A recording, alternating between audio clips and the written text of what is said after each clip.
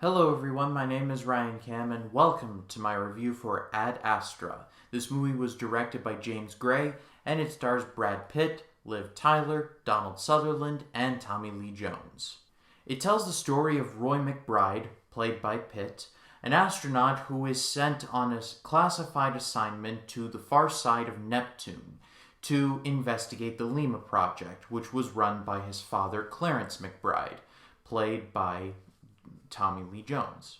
The Lima Project has caused several solar storms that have caused significant power loss on the planet Earth, and so Roy is sent there to investigate whether or not it was an accident or if it was a sabotage. If you watched my video of my most anticipated movies for the rest of 2019, Ad Astra was one of them. I love space movies and I love cerebral space movies, so I was looking forward to this movie without a question.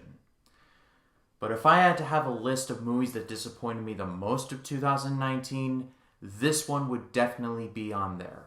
Ad Astra is, in the words of Chris Stuckman, cinematic NyQuil.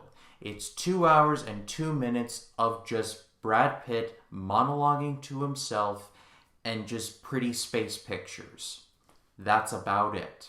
To be fair, the best part of Ad Astra is the technical aspects. The cinematography was gorgeous. The sound design was excellent. The score was just on point. The score in this movie reminded me a lot of the score in First Man. I don't know if there was any correlation, but in any case, it was well done. The very beginning of the movie sees Brad Pitt's character working on, I'm going to just call a space station, and the camera pans down and you see this massive Earth, and it blew me away. Now sure, the reveal of the Earth and space and the outside has been done to death, but that's just something that just doesn't get old to me. But that's where the positives for this movie end for me, because the rest of the movie, like I said, was just very boring. Brad Pitt's character was incredibly uninteresting. And Pitt played it basically like a block of wood. He had two default character traits, stoic and moping. I'm pretty sure Brad Pitt's character had like maybe 4 or 5 pages of dialogue, and the rest of his dialogue is told through voiceovers. And oh my god, the state of these voiceovers. The voiceovers in this movie became so repetitive and so worthy of self-parody that I took myself out of the movie and was like, I wonder if he does this in real life, monologuing to himself. I mean, does he walk through the grocery store like, in one's life, one man goes through many choices, like, should I cheat on my diet and buy Special K? Or should I obey the siren's call and cheat with my beloved Reese's Puffs? So many options, so little time. Just imagine a monologue like that, but with really pretentious dialogue, spread out in multiple installments throughout the 2 hour and 2 minute running time, and you get the voiceovers in this movie. And my God, these were so repetitive and they were just so boring. And what disappoints me the most about Ad Astra was that there was some setup for some themes in the movie that I honestly thought could have been very interesting.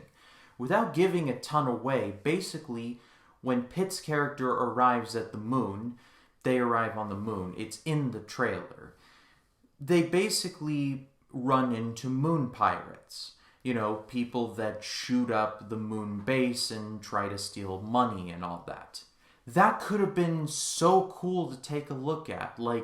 Even when we go boldly where no man has gone before, we still bring our flaws with us. That would have been so cool to explore. But unfortunately, we get more Brad Pitt monologues and crappy dialogue. Liv Tyler, Donald Sutherland, and Tommy Lee Jones, they're there. They exist. This is really the Brad Pitt show. And unfortunately, like I said, Brad Pitt's character is uninteresting. In the end, Ad Astra is pretty forgettable. Don't get me wrong, this movie is not horrible. There's stuff that you can appreciate, like the cinematography, the score, and the sound editing.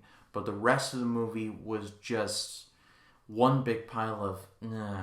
The characters were wooden, the acting was weird, there were themes left on the table that could have been explored further but just weren't. And overall, I just walked out of the movie and I just felt like that this movie was just hollow. And I didn't want to feel that way, but that's how I was feeling. In a weird sort of way, Ad Astra was like space. Empty, endless, and just a black void. But that's all for me, guys. Thank you so much as always for watching. Stephen King month will wrap up with my reviews for 1922 and Gerald's Game. My name is Ryan Cam, and I'll see you in the next one.